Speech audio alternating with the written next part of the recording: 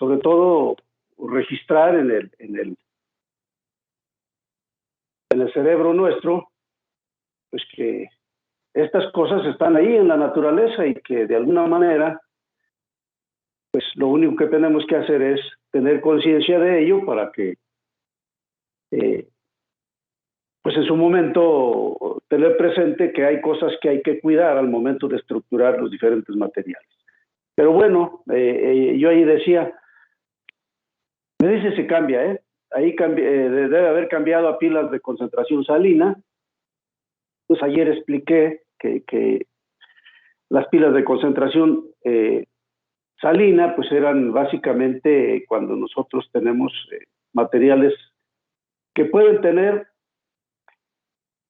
una parte en contacto. Digo una parte porque acuérdense que en el mismo material están los cátodos y ánodos.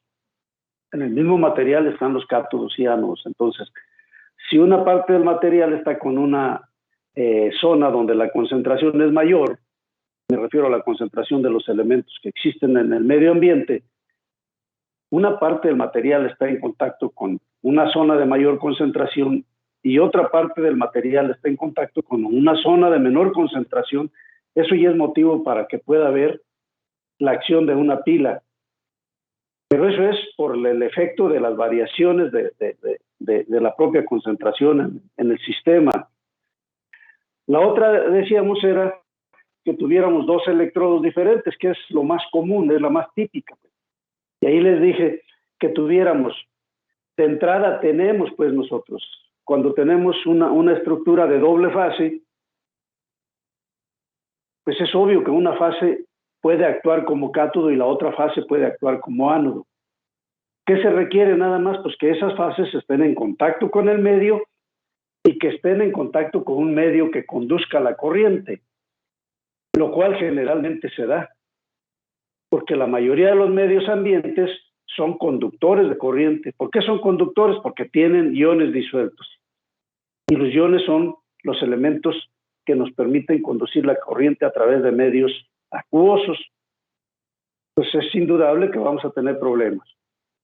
La otra también que les decía que propone el doctor Ulich era la pila de temperatura diferencial. Decíamos, bueno, quiere decir que en algún punto, y eso pues es común, pues donde quiera que estemos manejando sustancias calientes, pues la parte interna de la tubería es un líquido caliente y en la parte externa está fría la tubería. Pero eso se agudiza en los puntos de unión o en las curvas donde tenemos una deflexión en el flujo, en el paso del flujo de líquido que estamos conduciendo. También en tanques de almacenamiento, también en calderas, también en reactores, es decir, donde quiera vamos a tener diferenciales de temperatura. Y esos diferenciales de temperatura también pueden contribuir para que una pila empiece a funcionar. Yo creo que ya a todos nos queda claro lo que es una pila y cómo funciona la pila. Simplemente son dos elementos diferentes en contacto con un medio conductor que permita cerrar el circuito y entonces un elemento que constituye esa pila natural o esa pila convencional que nosotros fabricamos, uno de los elementos va a empezarse a degradar y cede electrones y el otro va a empezar a hacer la función de facilitar el proceso de reducción y los elementos presentes en el medio, generalmente los oxidantes que están en el medio, empiezan a consumir los electrones que están disponibles. Ese es el mecanismo. Entonces creo que hasta aquí, por lo que hemos comentado, pues ya nos queda muy claro cómo funciona la corrosión en la naturaleza, el mecanismo electroquímico fundamental, que todo depende principalmente del potencial de hidrógeno, es decir, estamos en medios oxidantes, estamos en medios alcalinos, en medios ácidos o en medios neutros. Y que en cualquiera de estos medios, si hay elementos oxidantes, estos elementos tienden a buscar robar electrones de otras sustancias. Y si esas sustancias que pueden ceder los electrones son nuestras estructuras, pues ahí ya tenemos un problema. Entonces, es el medio alcalino, ácido o neutro, lo cierto es que si estamos en el ambiente normal de trabajo, pues siempre va a haber oxígeno. Aun cuando el medio sea ácido, bueno, el medio es ácido, ¿por qué? Pues porque tiene una determinada concentración de iones de hidrógeno disueltos, y que esos iones de hidrógeno hacen la acción de oxidantes y roban electrones. Sí, pero además estamos seguros que si no estamos al abrigo del aire o en un sistema protegido, pues va a haber oxígeno. Entonces tenemos una reacción de reducción en donde actúa el oxígeno y otra reacción de reducción donde actúa el hidrógeno. Entonces tenemos un efecto doble sobre la estructura en donde se facilite la operación de una pila o de una celda que va a operar y va a realizar el efecto ese que tanto hemos comentado. Pues eso es, en términos generales, lo que es la corrosión así al desnudo, ¿no? Esa es la corrosión. Y se representa por la reacción aquella que comentamos en alguna ocasión. El metal cuando pasa a ion y libera electrones. ¿Quién se lleva los electrones? El elemento que esté haciendo la acción oxidante en ese momento. Que puede ser oxígeno, puede ser hidrógeno o pueden ser iones disueltos que estén en el medio ambiente contaminado. En ese sentido, entonces, los expertos sugieren que más o menos existe correspondencia en el orden para el estudio de un problema de corrosión en la siguiente forma. Primero, pues habría que hacer consideraciones de tipo termodinámico, consideraciones morfológicas, es decir, qué es lo que pudiera estar reactivando el proceso y por otro lado, bueno, cómo es como se está presentando, qué forma tiene. ¿Se queda adherido el producto de corrosión o se desprende? ¿Se precipita y se va o se precipita y se queda adherido? ¿Es visible o no es visible? ¿Cuál es la forma? Consideraciones cinéticas. ¿Qué es lo que nos permite que el proceso se acelere? Hemos detectado que con variaciones de pH, con variaciones de temperatura, con variaciones de concentración de algunos elementos, se acelera el proceso o el proceso se retarda. La condición cinética tiene que ver con los mecanismos que propician o entorpecen un proceso y sobre todo son fenómenos de superficie. Entonces, ¿qué consideraciones cinéticas podrían estarse presentando para que digamos que ahí efectivamente estamos analizando una situación de corrosión? ¿Cuál es la causa? ¿Qué hace crítico el problema? Porque a veces puede ser que el problema lo tengamos que paliar porque es natural en el proceso. Es decir, el problema de corrosión siempre se va a presentar ahí porque es natural en la situación que nosotros estamos manejando. Pongo el ejemplo de alguien que maneja sustancias químicas. Pues está manejando sustancias químicas muy agresivas, tiene un problema de corrosión severo. ¿Qué tiene que hacer? Pues tomar todas las previsiones posibles para que el problema de corrosión se minimice, baje al mínimo sus efectos. Pero de entrada sabe que tiene un problema. Hay causas ahí que no puede evitar. Lo que puedes hacer, controlarlas. Y por otro lado, pues lógico, las consideraciones de prevención, control o situaciones remediales. Algo hay que hacer para controlar, para prevenir, para estar observando de manera cuando detectamos que hay un punto crítico, pues hay que estarlo observando de manera continua. Siempre eso pues va a ser un criterio de ingeniería donde quiera que estemos trabajando. Si queremos hacer una caracterización completa de un problema de corrosión, bueno, por lo menos estas ideas se nos vienen a la mente, ¿no? Primero, presumir que en algún punto específico, de acuerdo a lo que nosotros estamos trabajando, pues es posible que se presente corrosión. Siempre que vamos a manejar materiales metálicos, principalmente materiales metálicos, en medios, ambientes donde hay humedad, pues siempre pensar que es posible que en algunos puntos haya corrosión, que en algunas zonas que podrían ser fácilmente detectables pueda haber un problema o pueda presentarse un problema de corrosión. Si esto lo anticipamos, pues podemos tomar previsiones, secar continuamente la zona, lavar continuamente la zona, evitar que se acumulen productos, hacer alguna modificación de diseño.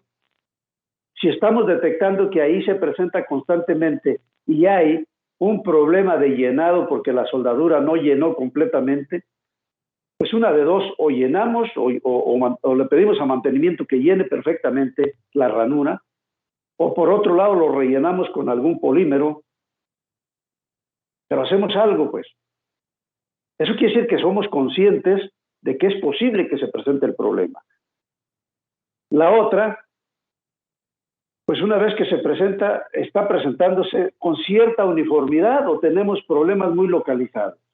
Ya dijimos también cuál es la diferencia entre una y otra. La forma que se observa es un ataque muy localizado en algún punto, bueno, pues ya algo podemos hacer. Bloquearlo, limpiarlo, tapar, pero ya por el hecho de que estemos con cierta conciencia de que ahí puede ser un detonante de un problema, pues nos puede evitar muchos dolores de cabeza. La otra, ¿es posible medirla? ¿A qué se refiere con que es posible medirla? ¿O es posible monitorearla?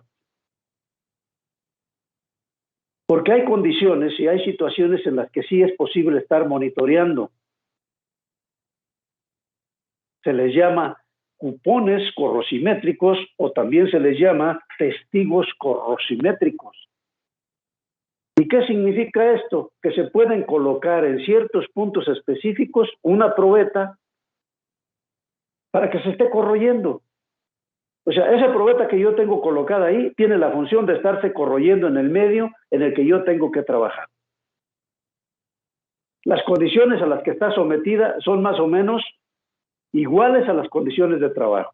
¿Qué es lo que yo voy a hacer? Bueno, pues a lo mejor dependiendo del programa que yo hice de seguimiento para esa probeta, pues a lo mejor al año, a los 2 años o a los 5 años, o dependiendo del programa que establecí, voy a estar retirando esa probeta para retirarle el producto de corrosión, medirlo por gravimetría, es decir, pesar el producto de lo que perdí y por lo menos tener en principio un indicativo de pérdida de peso, porcentaje de pérdida de peso. La otra sería después hacer una inspección muy concreta de la superficie de la probeta para ver y tratar de encontrar cuáles fueron los mecanismos y las características que se dieron para que la probeta se corroyera en ese tiempo. Pero lo que yo estoy haciendo con la probetita es estar monitoreando lo que realmente está sucediendo con mis tuberías o con mis tanques o con lo que yo tengo. Entonces, si yo estoy manejando soluciones que se mueven a alta presión y a altas velocidades, es obvio que también las probetitas deben de estar deben de estar colocadas en posiciones donde sufran más o menos los mismos efectos físicos y químicos. De tal manera que la lectura que yo estoy obteniendo con mis monitoreos me permiten ir llevando un seguimiento de la vida promedio, la vida media de mis instalaciones. ¿Sale? Entonces, ¿es posible medirla? ¿Es posible monitorearla? No siempre, pero muchas veces sí es posible, pero en otras es necesario. Imagínense que tienen una planta nuclear y que no tienen monitoreo. Pues es entendible, ¿no? Tienen una planta nuclear. La estructura fundamental de la planta, en sus bases estructurales, es metálica. Y es una planta nuclear. Entonces, hay que estar monitoreando. Hay que estar haciendo muchos ensayos para estar más o menos previsualizando el comportamiento de lo que está sucediendo en la planta. Si no la puedes dejar ahí y decir que hubo corrosión cuando ya reviente, ¿verdad? También cuando estás manejando sustancias muy agresivas, tienes que estar monitoreando. No te puedes dar el lujo de que se te agujere un tanque o una tubería y nada más decir que fue por corrosión, pues sí, pero la responsabilidad de monitorearla y prevenir cualquier accidente, pues será del ingeniero responsable o de la empresa que tiene un negocio de estas características. ¿Cuál es el mecanismo y las sustancias oxidantes principales? Probablemente también esto sea previsible cuando tú tienes conocimiento de los elementos que estás manejando. ¿Qué sustancias manejas? Si tú manejas ácido, si almacenas ácidos, si produces ácidos o sustancias oxidantes en general, pues bien claro sabes cuáles son tus elementos oxidantes. Perdón. Porque constantemente estás haciendo monitoreo de la composición química de lo que produces o de lo que procesas.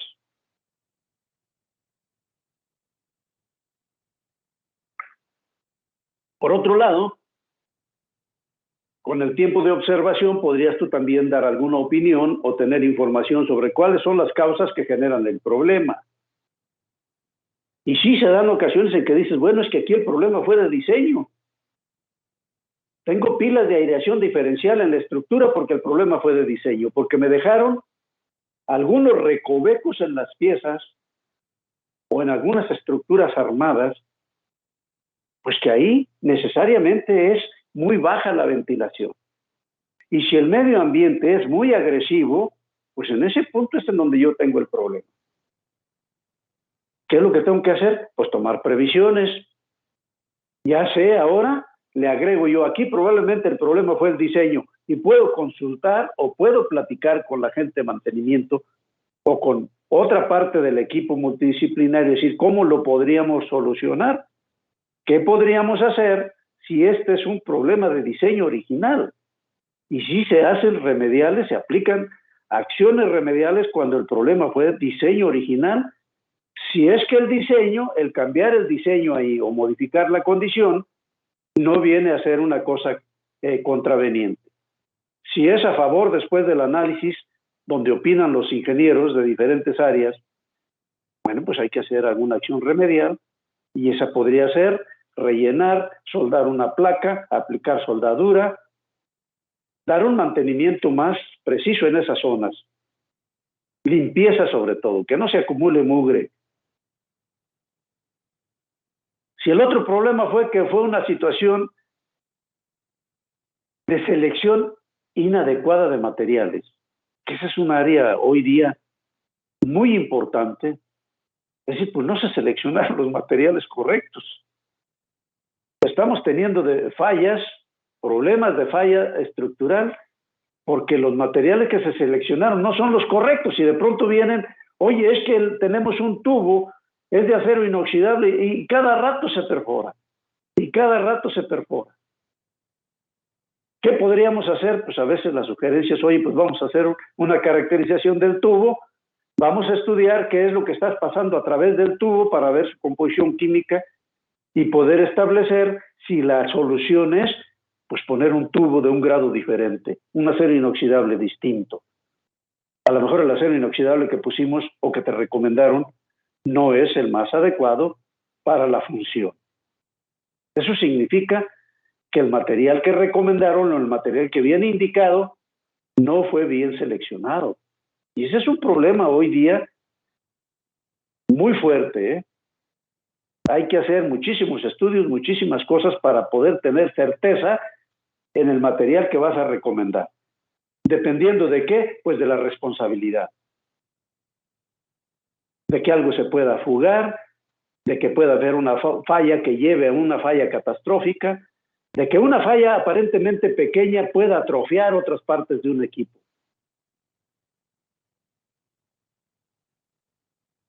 Y luego pues se te vienen los costos o las consecuencias indirectas, ¿no? Los costos indirectos. Te falla un equipo, fíjate, falla un equipo por una pieza que no debiera de fallar. Pero al fallar esa pieza te atrofió otras, porque de aquí a que detienes el equipo, pues ya hubo consecuencias de desequilibrios. Tienes un problema serio. Y lo otro es que el fabricante no está haciendo piezas todos los días, ni tampoco tienes en tu stock piezas No tienes guardadas ahí en tu stock, en tu almacén, piezas por si fallan. No, pues hay piezas que se entiende que deben de operar 30 años, ¿no? Entonces no las puedes tener en la bodega ahí guardada una pieza por si te falla una. El problema del costo secundario es que una vez que te falló, te trae consecuencias secundarias, hay que parar el equipo, hay que pedir la pieza, y si el equipo fue hecho en Italia o fue hecho en Suiza, y de aquí a que hacen la pieza y te dicen, pues vamos a tardar 2 meses en enviarle la pieza. ¿Y qué pasó? Pues las consecuencias secundarias son muy severas. Falta de producción, falta de cumplimiento con los clientes, tienes que parar, y ahora pues 15 días hay que mandar al personal a que tome cursos, no sé de qué, porque vamos a estar parados. Porque falló o porque se nos afectó algunas piezas que no tendría por qué haber sido. De ese tamaño es la consecuencia de la selección de material. Pero no solamente desde el punto de vista estructural por falla en corrosión, sino desde el punto de vista estructural físico. Entonces, todo el juego que va ahí en los esfuerzos dinámicos que va a estar realizando una pieza, pues tienen que haberse hecho simulado de diferentes maneras para tener certeza. Todo depende de la importancia del proyecto de ingeniería y todo depende de los riesgos y consecuencias, pero fundamentalmente de los costos fundamentales. Costos en dinero y costos en reclamos e incluso en vidas humanas. Falta de limpieza, bueno, eso tiene que ver con mantenimiento. Estamos acostumbrados a trabajar en la cochinada, pues siempre vamos a estar trabajando en la cochinada. Pero cuando llegas y te acostumbras a trabajar en limpieza, pues vas a trabajar en limpieza. Y tú como responsable de un equipo, de un área, siempre estás diciendo, hay que cada 8 días, cada 15 días dedicarle un mantenimiento preventivo, hacer limpieza, sopletear con aire caliente, que todo esto esté limpio. La limpieza es fundamental, sobre todo para evitar las pilas de corrosión en zonas de oquedades donde no se limpia constantemente. No pensar que ahí no va a suceder, porque la corrosión pues no hace ruido. Genera consecuencias, pero no hace ruido. Y muchas veces no es visible. Pero nosotros sí podemos intuir, observar y proponer para que las cosas pues, no tengan consecuencias tan lamentables. Y finalmente, bueno, pues después de toda tu caracterización y todo tu análisis, bueno, pues lo que estamos diciendo.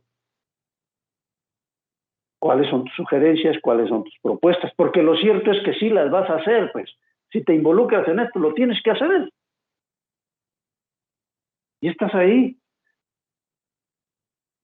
Donde quiera que estés operando equipos que tengan que ver con esto que estamos viendo aquí.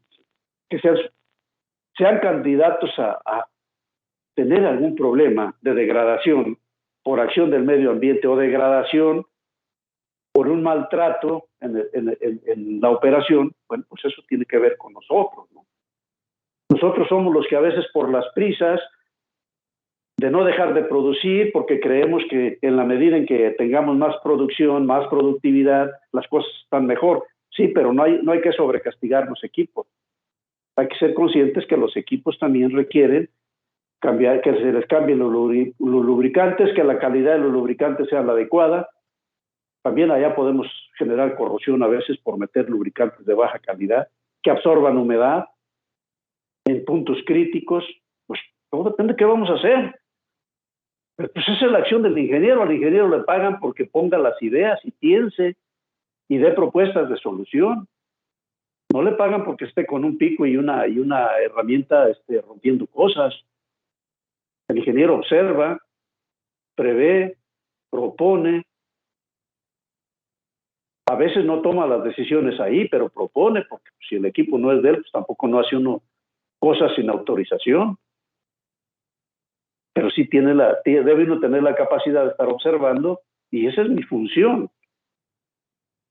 Y decir en la próxima reunión que habría que poner atención en esto, por lo menos yo considero que había que poner atención en estas y en aquellas cosas, y pues que a veces las propuestas que estamos haciendo ni siquiera son extremas y realmente podrían evitarnos dolores de cabeza y costos secundarios o accidentes lamentables, sobre todo nosotros que manejamos cosas a muy alta temperatura, sobre todo aquellos que en algún momento tienen la oportunidad de estar en áreas donde los procesos productivos son a muy alta temperatura y muy alta presión. O sea, ahí son otras las condiciones. ¿Cuáles son las razones? A ver, entonces, hasta ahorita que estamos aquí, después de todo esto que hemos estado platicando, haciendo un marco general de los materiales en contacto con la naturaleza, sobre todo los materiales metálicos en contacto con la naturaleza, las implicaciones, la formación de las pilas, el tipo de pilas, el mecanismo oxidación-reducción, la presencia inevitable de cátodos y ánodos. Pues, ¿cuáles serían las razones por las que un material resiste a la corrosión?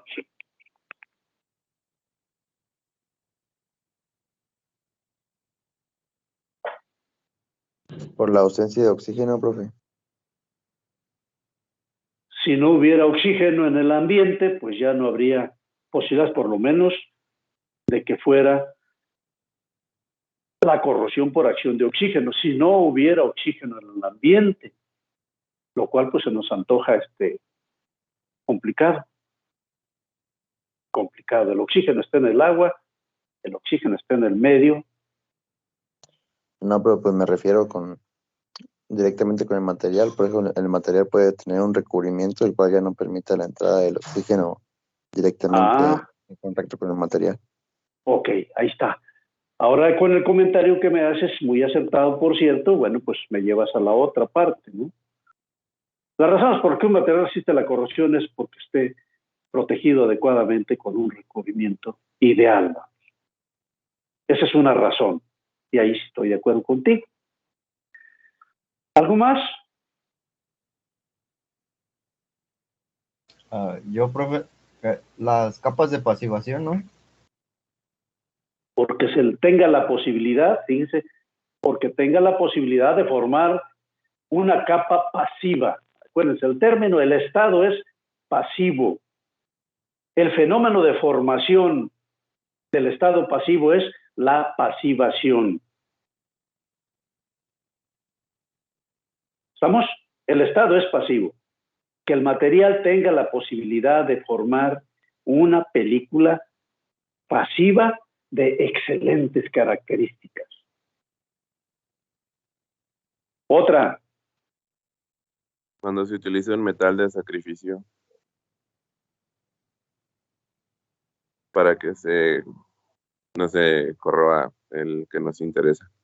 Ok, que se le proteja adecuadamente utilizando algún sistema de disuasión, a lo mejor algún sistema electroquímico utilizando algún material que se sacrifique por él. Bueno, también es parte de lo mismo.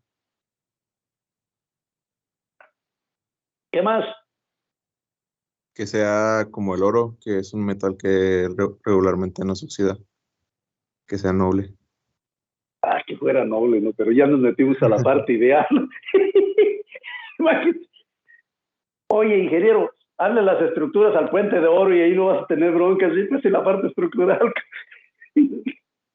El problema es que las aleaciones, estas aleaciones miren, el problema es que las aleaciones precisamente basan su parte fundamental desde el punto de vista estructural, pues en que no son nobles. Entonces ahí, Maestro, ¿qué pasó? Terminé y ahorita le digo. Órale, pues se te fue el avión así rápidamente, nos pasa en esta época, ¿eh? A ver, ¿qué otra cosa? No escucho a las mujeres, ¿hoy no han hablado? ¿Qué pasó, Montserrat? Frida. Yo sí iba a decir la capacidad de formar películas, pero como buenas características. Ok, capacidad de formar películas con buenas características. Montserrat. No sé, se me ocurre algo como que esté aliado con algún elemento que evite la oxidación o que reciba esa oxidación. Muy buena Como es. ocurrencia, ¿no? Muy buena ocurrencia. Se le ocurre que a lo mejor el que hagamos la aleación correcta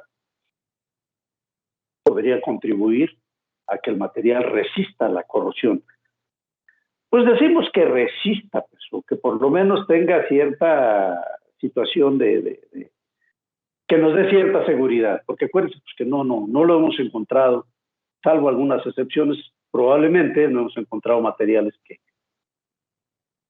no les pase nada. ¿Qué pasó, María Fernanda? Yo creo que podemos mantener las temperaturas controladas o por lo menos utilizar el material que se puede utilizar en esas temperaturas. Ok, mantener. Otra manera para que los materiales resistan la corrosión, dice María Fernanda, pues sería que tuviéramos el cuidado de mantenernos dentro de los factores, de los parámetros de control de los procesos. Fíjense que sí se da mucho el salirse de los parámetros, sobre todo por la urgencia que tenemos de que las cosas salgan, ¿no? A veces le subimos un poquito más a la presión, a veces le subimos un poquito más a las temperaturas, en aras de que la cosa salga en tiempo o porque nos dé un poquito más la oportunidad de tiempo de residencia para poder pasar a la siguiente etapa, pero eso ya son los gajes del oficio. Bueno, pues vamos a ver. Su naturaleza, dijeron ustedes, si es un material convencional o es un material especial. Un material convencional, común y corriente, que además ni siquiera pensamos en que tenga que resistir a la corrosión, va a ser para hacer alambres de gallinero o vacinillas o comales. ¿Sí me explico con esto? O sí, voy a hacer comales, comalitos esos que se venden en los mercados o en los centros comerciales. Voy a hacer malla de gallinero, voy a hacer, o es lámina convencional para estructuras de cercas, y la otra es cuando es un material que debe tener ciertas características especiales. Entonces, bueno, si es un material de características especiales, ya ustedes dijeron muchas cosas que había que tomar en cuenta. Su comportamiento catódico frente al medio de trabajo. Que las áreas anódicas dominen sobre las catódicas, pues qué bueno que lo pudiéramos lograr siempre.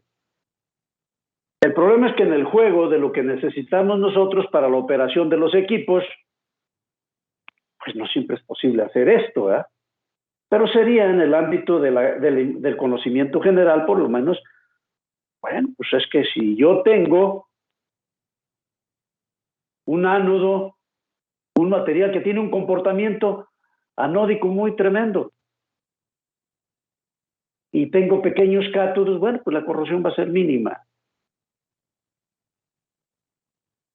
Si lo viéramos al inverso, pues la corrosión va a ser tremendamente acelerada. Es decir, tengo un ánodo pequeño y tengo un cátodo grandote. Entonces tengo el cátodo grandote, una gran superficie facilitando el proceso de reducción y vámonos a ver dónde hay electrones. Pues esa relación incluso que define un tipo de corrosión que se llama corrosión galvánica, y es de las más comunes, y es de las que también generan muchos destrozos, porque esa tiene que ver con que integres un acero, por ejemplo, tratado y un acero sin tratamiento. Les vuelvo a insistir, aunque sea el mismo acero, puede ser el mismo grado de acero,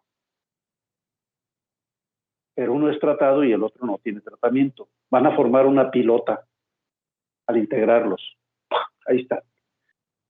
Ahí donde se integraron, están en contacto y ahí se va a formar la pila. Pero luego además, si los integran con un perno o con lo que lo hagan, con rosca o con lo que sea, va a complicarse la cosa. Entonces siempre van a suceder cosas de ese tipo. Tener cuidado y conocimiento sobre esto es importante. 3, lo que ustedes ya dijeron, pues va a resistir mejor, hombre, nos va a dar más seguridad si tiene la posibilidad de formar películas de buenas características que limiten el ataque. Pero aquí estamos diciendo que el mismo material tenga la posibilidad, que ustedes decían, que tenga la posibilidad de formar películas pasivas de muy buena calidad. Aceros inoxidables muy buenos. Van a resistir la corrosión en muchos medios. No son incorroíbles, no, pero en muchos medios nos sirven con bastante eficiencia. 4, pues que se les utilice en el medio adecuado a sus características. Y aquí en el tema de la selección, que se les utilice de manera adecuada. Eso también hace que el material, pues, resista un poquito más, porque lo estamos chiqueando un poquito, ¿no?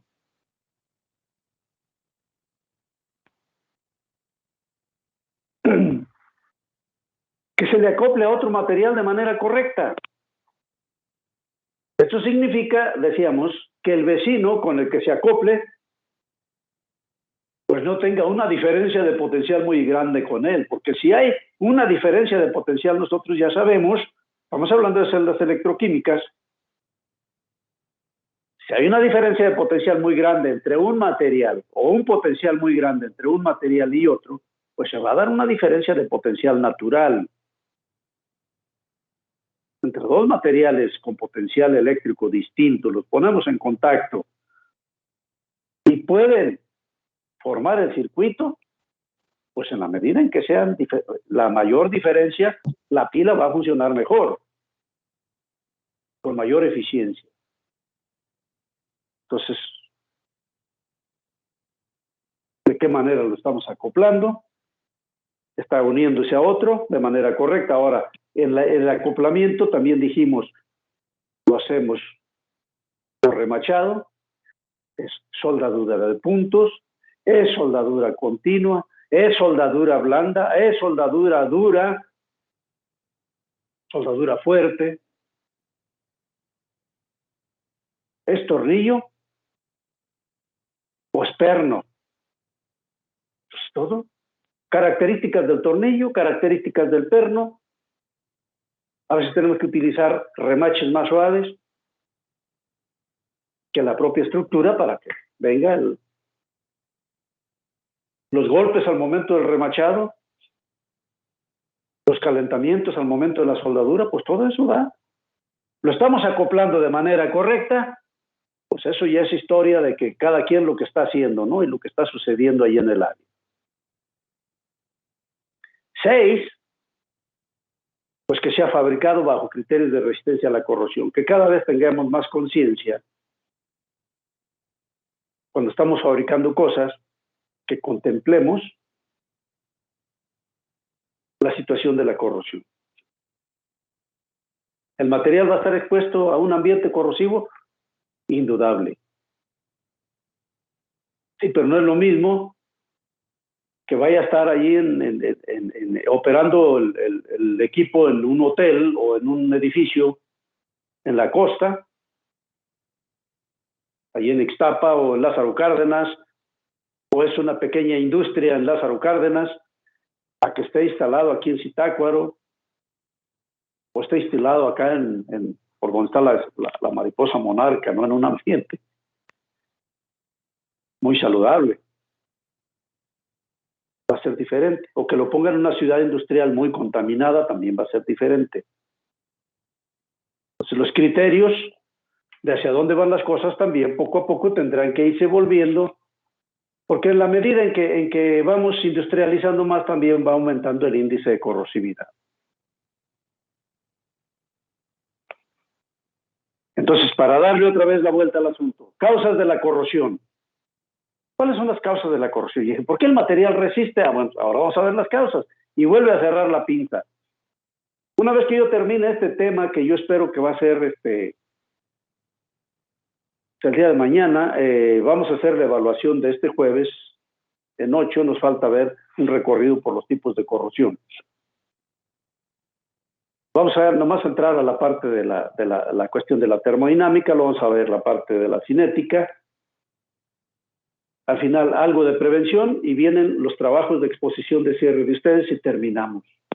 El curso está planteado de esa manera, entonces trato de ir abordando, integrando los temas para que tengan cierta correlación y le vayamos encontrando sentido. Causas de la corrosión, pues ya dijimos, errores críticos de diseño. ¿Quién dijo que el diseñador tiene que saber corrosión? Bueno, pues depende de qué esté diseñando, ¿no? Muchos de los problemas de corrosión críticos hoy día que han sucedido tienen que ver con diseño. Pero acuérdense, o más bien reflexionen, no acuérdense porque ustedes apenas llevan aquí 20 años, 23, 22, pero probablemente algo que suceda como consecuencia de la corrosión en este tiempo es algo que se hizo hace 25, 30, 40 años. Y que a lo mejor hasta ahora pudiera presentar algún problema crítico. Además, acuérdense que la corrosión, pues no se puede ver, a no ser que se haga de manera arbitraria y acelerada, como se puede con algunas probetas, pero pues no se ve. Y no se manifiesta de un día para otro. Pero ya les dije el otro día que hicieran el ejercicio, por ahí sí podían, desde luego. Yo espero que sí regresemos ahí a la escuela para por lo menos hacer esas pruebitas. Pero les dije, bueno, si agarran un alambre de aluminio y uno de esos que andan tirados ahí en la construcción, un pedacito de alambre de aluminio y uno de cobre, y lo sumergen en agua o lo meten ahí en la tierra húmeda, así lo encajan y luego le ponen el multímetro y van a ver corriente. ¿No? Pues fácilmente eso indica que uno de los elementos se está comportando como cátodo y otro como ánodo. Y luego agarran dos, y pueden ir integrando todas las piezas que quieran, pues. Todo lo que quieran, le pueden usar las puntas y van a ver cómo. Ese ir y venir de electrones en la naturaleza está al día. Prácticamente son los actores de la energía que lo mueve todo, pues. Entonces, la energía actuante se manifiesta principalmente por la acción de los electrones.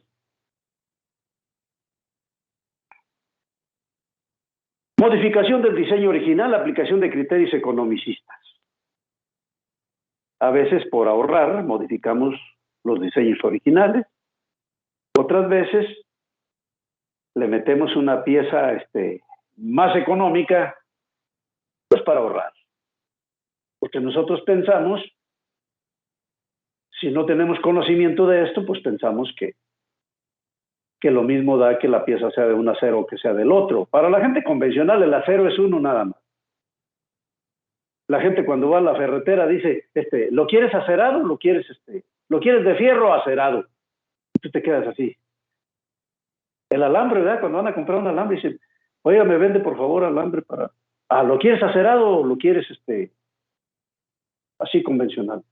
Acerado quiere decir que si lo quieres con más dureza, ¿no? Así te lo dicen. ¿Qué vas a ver la gente que vende o que comercializa? Mucha gente, pues no. O a veces, pues alguien que está diseñando desde allá, si no tiene en cuenta todo lo que va a pasar en la estructuración de una máquina, pues si no tienen cuidado, problemas de diseño que generan accidentes críticos.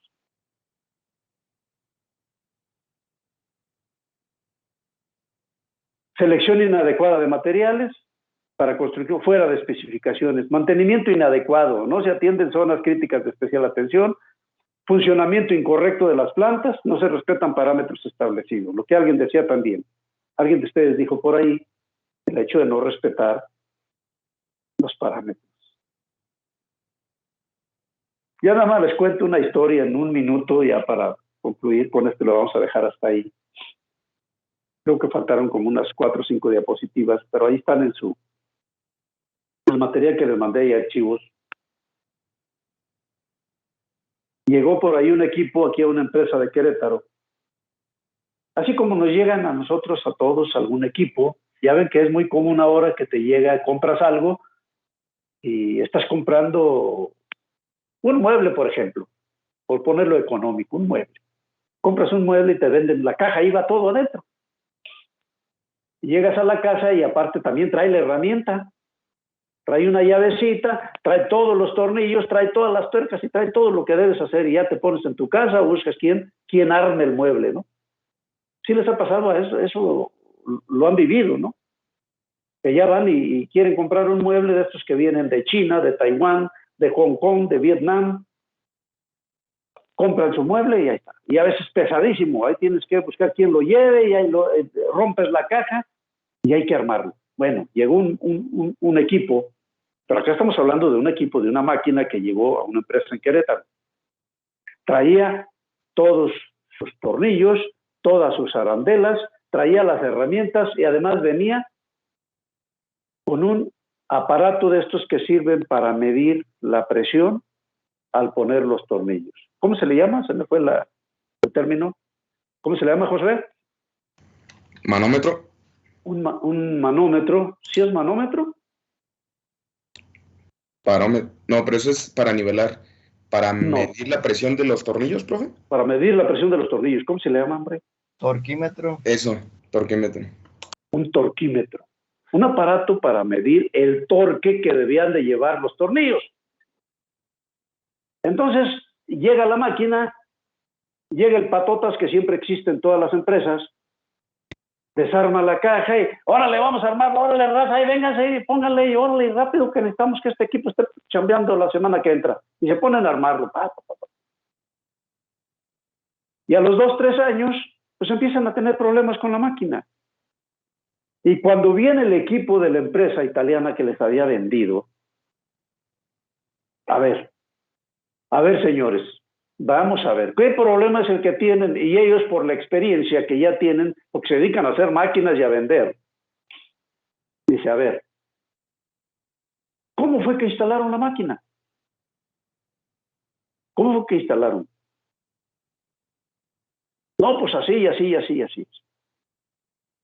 A ver, usaron el torquímetro, le dieron el torque adecuado en las zonas donde no podían ustedes haber apretado más de la cuenta. Y entonces pues es que empiezan a ver unos a los otros y cuando va el equipo a hacer la inspección a la zona donde tenían guardadas las cajas y todo, pues sí, ahí estaba el torque en su cajita y ahí estaban algunas arandelas que se les olvidó poner y cosas, ahí estaban en sus cajas. Ese es el problema, pues.